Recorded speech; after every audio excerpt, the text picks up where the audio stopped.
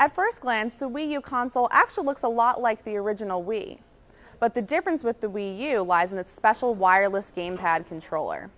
It's a touchscreen controller, and it works differently with each game, and depending on how many people are playing. With multiplayer games, the GamePad holder holds the touchscreen, and they can see one thing on the 6.2-inch screen. But the other gamers have regular controllers, so they're watching the TV screen, and they will see something entirely different than the person who's holding the touchscreen. In single-player mode, the GamePad controller can offer some special features. For example, in one game that I tried, if I didn't defeat an enemy on the TV in time, they would jump off the screen and onto the GamePad controller, giving me one more chance to get them. I played several different games from Nintendo and other third-party developers, and I thought the multiplayer games were a lot of fun. Letting one player have a different view of things gives them sort of special power. It kind of changes the game. It lets them help or hinder the other players as they go on.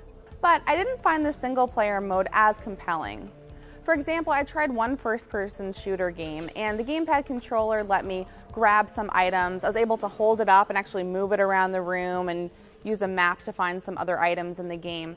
But beyond that, it really didn't do that much that a normal controller couldn't do. It was fun, it felt like cute extras, but it wasn't really the game-changing elements that I felt with the multiplayer games. Nintendo also says the Wii U will offer more than just games.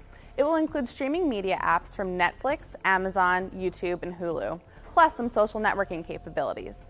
Unfortunately, Nintendo is being tight-lipped about how much the Wii U will cost and its exact release date. But they did say we can expect to see it in time for the holiday season. Those details are really important for Nintendo. They really need to get the pricing right on the Wii U. From a consumer standpoint, the economy is still tough. Not everyone has hundreds of dollars to drop on a new gaming console. Plus, Nintendo is no longer competing with just the Xbox and the PlayStation and traditional gaming consoles. Very casual gamers are getting their fix on smartphones, Facebook games from Zynga and other developers. Plus, Nintendo learned a tough lesson about pricing just over a year ago, after the company released its handheld 3DS system in March for $250. The device did not sell well in its first few months, and Nintendo was forced to cut the price by 1/3 to $170 in July. That's a big mistake that Nintendo will certainly want to avoid with the Wii U.